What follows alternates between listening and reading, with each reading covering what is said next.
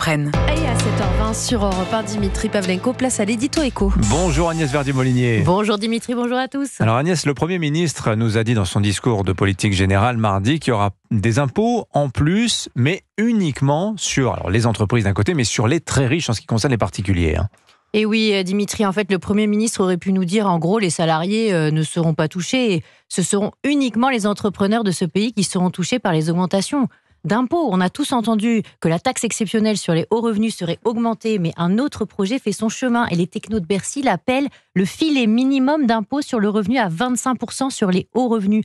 Et ces deux mesures, elles reviennent tout simplement, Dimitri, à créer une taxe spéciale sur nos entrepreneurs, car ce sont nos entrepreneurs qui reçoivent majoritairement des dividendes et ce sont eux qui vont payer les milliards d'impôts en plus sur le revenu liés à ces deux mesures confiscatoires. Alors quand on dit les très riches, on parle de combien de personnes, Agnès ? Environ 400 000 foyers fiscaux qui sont dans les 1%, les fameux 1% qui déclarent le plus de revenus et qui paient déjà 30% de la recette d'impôt sur le revenu. 1% qui paye 30%.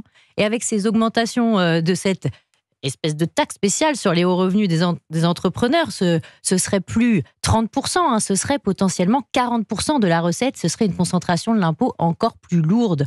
Et ce filet d'impôt minimum sur le revenu à 25% est en fait un objectif de suppression de facto de l'avantage du prélèvement forfaitaire sur les revenus du capital pour les hauts revenus. La fameuse flat tax. Voilà, ça.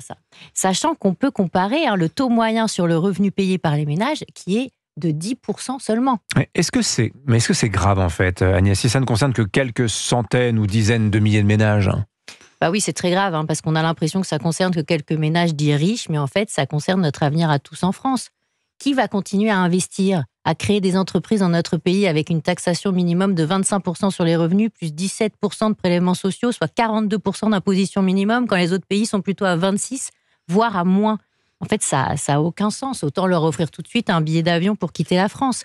Et c'est pas une boutade, Dimitri. Les entrepreneurs que je rencontre en ce moment, ils sont scandalisés. Ils se disent, mais finalement, est-ce que ça vaut encore le coup d'investir en France ? Est-ce qu'on va rester ? Ils sont dragués pour partir dans d'autres pays européens. Et on a l'impression qu'on vit un peu sur une autre planète et qu'on va ajuster le problème du déficit par des taxes supplémentaires sur ceux qui créent la richesse en France, alors que c'est d'eux qu'on a le plus besoin. Ils sont dragués par qui, ces entrepreneurs ? L'Italie, la Grèce, plein de pays qui disent « mais nous, on vous taxe moins et venez chez nous, venez investir chez nous, venez monter des boîtes chez nous, venez créer des emplois chez nous ». Signature Europe 1, Agnès Verdier-Molinier. Merci beaucoup Agnès. Merci à vous.